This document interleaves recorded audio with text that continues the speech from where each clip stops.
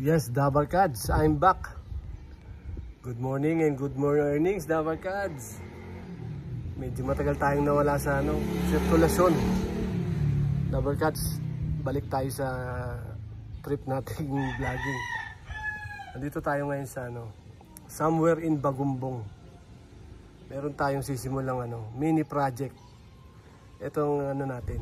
Ito magiging content natin for some months. Siguro mga 2 months lang. Tapusin natin itong project na to. So pakita na sa inyo Dito tayo sa tanghalian nga pala kaya walang tao. Ayan, Dabarkads. Kikita nyo nasa likod. Ayan. Ayan yung mini project natin. Baliktarin ko yung baliktarin ko yung camera para makita nyo mabuti I'll be back. Yes, Dabarkads, ayan. Ayan yung bahay. Bahay pala yung project natin. Mini project. Diyan tayo nakatambay. Lunch time kasi kaya wala yung mga tao. It's our first day ngayon.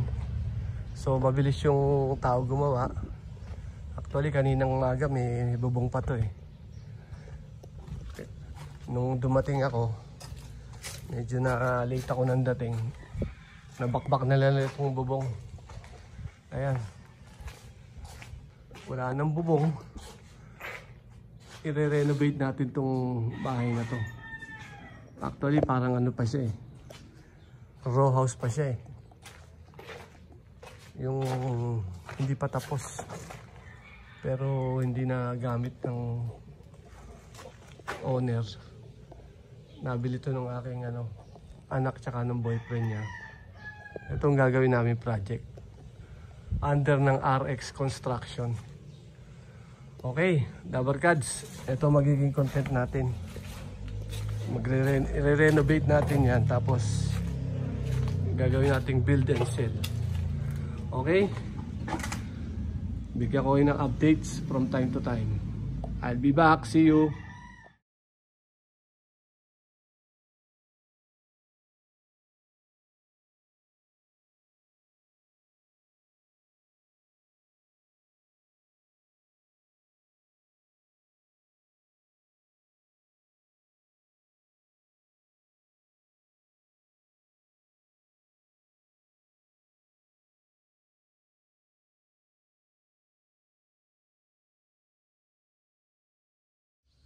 Yes, Dabarkads, I'm back.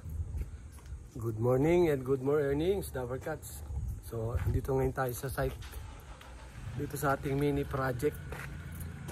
So, Dabarkads, medyo pumasok ng tag-ulan kaya kahapon nag-start din kami maghukay. Kaya lang, after lunch umulan. Sobrang lakas kaya hindi namin na ituloy yung ulan kaya half day lang kahapon.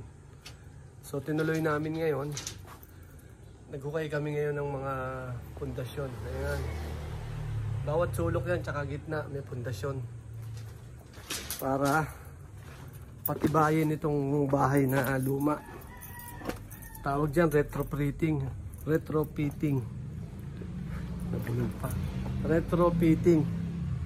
Ibig sabihin may dating structure, tapos titibayan natin, lalagyan natin ng mga poste para maging rigid yung structure. So nasa stage tayo ng excavation. Ayan, sa paligid natin puro excavation. Habang may excavation, ayan, excavation din yan sa toilet. Retrofitting. Ngayon, habang may excavation, may steelworks na tayo. Diba? Ganun ang sequence. Ayan. Ayan, Dabarkads. Nag-bend na tayo ng mga stirrups for columns. So, pansamantalang yun na lang muna ang progress. At saka yung napakiusapan natin yung kapitbahay na napakabait na kapitbahay na mag-connecta muna tayo ng kuryente habang naka-apply pa tayo sa Meralco. So solve na yung problema kasi dapat dadali namin yung generator nila eh. 5 kilowatts na generator, kaya lang hindi na matutuloy dahil nagkaroon tayo ng power supplies dito sa kapitbahay na mabait. Katabi. Yun. So for the meantime, yung tubig, ito muna pansamantala. Yan. Balde-balde muna habang nag-a-apply tayo. So mga siguro next week malalagyan tayo ng tubig habang nag-a-apply ng Nawasa at saka Meralco. So yan, Dabarkads, yan na muna ang ating updates. Mamayang alas 5 tingnan natin yung mga progress. Okay, ano nga pala ngayon, lunch time ngayon, kaya yung mga tao wala pa. Ako muna nagbabantay sa site pagka lunch time. Tapos ako naman magla-lunch. Okay? See you around. Yes, Dabarkads, I'm back. Good morning and good more earnings, Dabarkads. Maligayang weekend. It's Saturday, June 8. So Dabarkads, nandito ngayon tayo sa mini project natin na retrofitting ng structure ng bahay.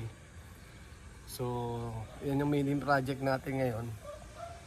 Actually, nagsimula kami ng Monday, kaya lang irregular ang pasok. Nagkapalitan ng manpower.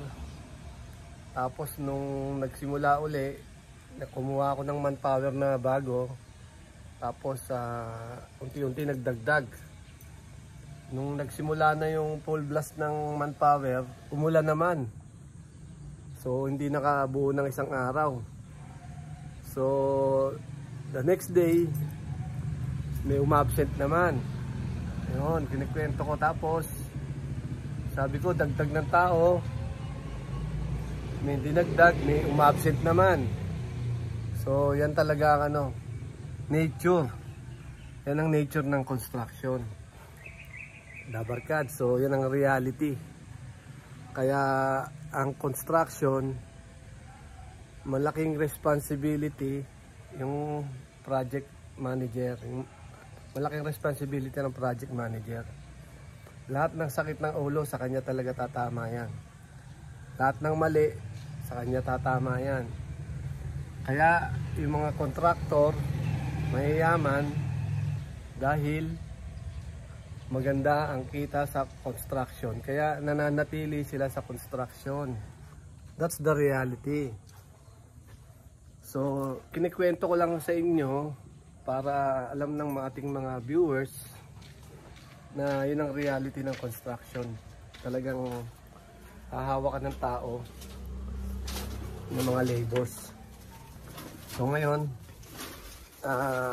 hindi ko na nga nakuha na ng video yung mga nakarang araw dahil biglang uulan, mag-uuwian, so hindi talaga kompleto. So ngayon, nagbuhos na tayo ng ng pundasyon. Actually, mga kailangan namin 10 pundasyon na butas para ma-retrofit itong structure. Tapos may additional kami sa likod. So ngayon nag-post kami ng pundasyon. Ayan. Ayan, break time kaya nakakaano ko. Nakakapag video ko. Ayan. Buhos tayo ng pundasyon. Footing sa English. Ayan, nagdatingan na yung mga tao natin. Ilan sila ngayon? Ilan kayo? 5, no? 5 tao. So, tuloy namin ang buhos. Nag-break lang. Tapos, update ko kayo mamaya. Okay. See you. Ayan, Dabarkads. As usual, kapag may haluan ng semento at masikipang site, dito tayo sa kalsada. So hindi naman masyadong maigpit yung yung village.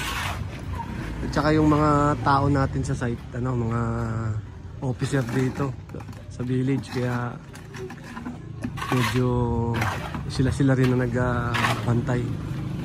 Pero lilinisin natin yan.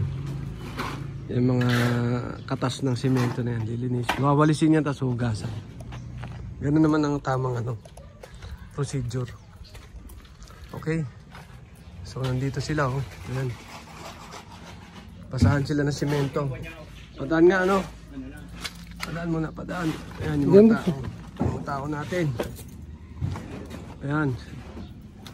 Mga masisigasig na construction ano natin. Employees. Ayan yung ano. Coating. Konti na lang. Yung forma namin ano nagkatay ng manok. Yung kinatay na manok titigas na kaya nagdressing na siya. Ayan na, konti na lang tapos na to. After natin mabuhusan yan, popormahan natin yung column na yan. Ayan pala si Mang Mandy. Mang Mandy, tama lang yung halo nila. Konti na lang, pwede na yan. Kasi yun na yung ano niya. Okay. So magpoporma kami ng ano. Column. Okay. Hindi ba conventional ano system. Pasa-pasa. Yan ang conventional system. Maliit lang naman yung project eh. Ayun. Balde-balde. Tawag. Yan. Ando ng haluan. Pasa rito. Pasa ron. Alright.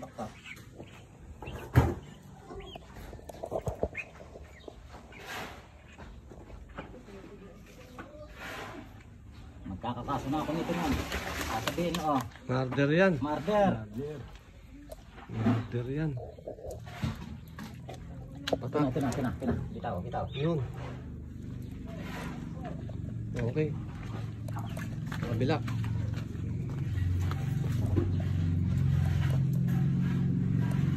Yan, okay na yan. Baka maubusan. Dito pa, konting patak pa rito para makuha lang to.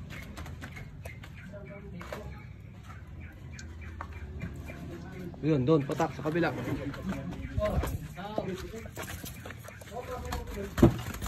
Ako, pumapalag. Kawawa naman. Okay, meron na. Yun, dulo, Mang Mandy, yung dulo. Sa toilet.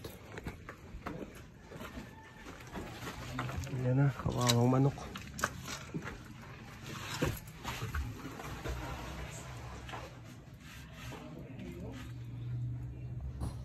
Yes, Dabber Gods, I'm back. Good morning and good mornings, Dabber Gods. Tuesday, June 11. So Dabber Gods, tuloy natin yung content natin ng ano, retrofitting ng ano, ng structure ng lumang bahay. So Dabber Gods, putol-putol lang ano natin clippings natin ng ano, weekly, daily report. Dahil mabagal lang ano mabagal pa ang progress pagka ganito, hukay-hukay, buhos puting, tapos forma ng column. So tapusin natin yung ano, isang episode ng ano natin, ng vlog natin, para ma-post ko na sa inyo. Baliktarin ko lang yung camera, explain ko sa inyo yung ano, yung mini project natin. Okay, see you. Ayan, Dabber Gods. Tuloy natin yung ano, ending ng ano, first episode ng renovation ng ano, bahay na to. Nagre-retrofit tayo ng ano, structure. Bakit? Dahil itong nakikita nyo na itong lumang bahay na to, yan, ginawa ito 1990s pa, pero itong bahay na to hindi natapos dahil nakita nyo wala namang palitada. So hindi ito na i-turn over sa may-ari at hindi natiran.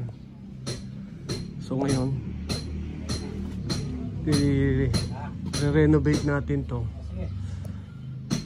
Tataasan natin yung bubong hanggang dun. Tapos magkakaroon ng 2 kwarto rito. So kailangan natin ng mga support dun, column. Kaya ilang ating ginagawa ngayon. Ayan, Dabber Gods. Nagbuhos na tayo ng mga puting Yun, nabuhusan na rin yung puting nun. Diba tayo? Ayan, may puting na yan. Concrete puting. Yan. Tsaka yun. Tapos, meron din dito. Yan. Ayun, may puting din doon. Tapos may puting din doon. So, ginagawa na natin ng forma yung mga column na yan. Yan yung mga column na yan. Ginagawa na natin ng forma. Yan. Puporma natin yan. Ito yung forma, tinatawag. Tatapal natin dyan. Bubuhusan natin ng semento yung loob. Okay? So yan, nire-retrofit namin. Walang poste sa gitna, pero sa taas may poste. So titibayan namin yan. Dito lalagyan namin ng ano, steel beam. Kaya meron kaming suporta dyan. So pansamantala, ito muna ang progress. Dabarkads. O yan. O yan.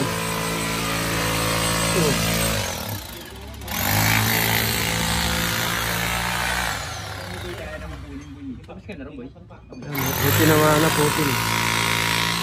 Tapos yun, sinasara na nila para mabuhusan mamaya. Yes, Dabarkads, I'm back. So ngayon, bago natin i-end tong episode natin, yung first episode natin ng ano, renovation, retrofitting ng old structure, recap tayo para ma-end natin yung first episode. So, Dabarkads, ano, meron nabili yung ano, yung anak ko, tsaka yung boyfriend niya, may nabiling old house. Nasa 70 square meter yung lupa. Tapos, mga 30 square meter yung bahay. So, yung bahay, hindi siya natapos. Kaya lang luma na. Eh, yung mga bahay nung araw, mga tipid style eh. Ngayon, bago namin to i-finish, i-renovate, i-retrofit muna namin. Ibig sabihin, patitibayan muna namin yung structure.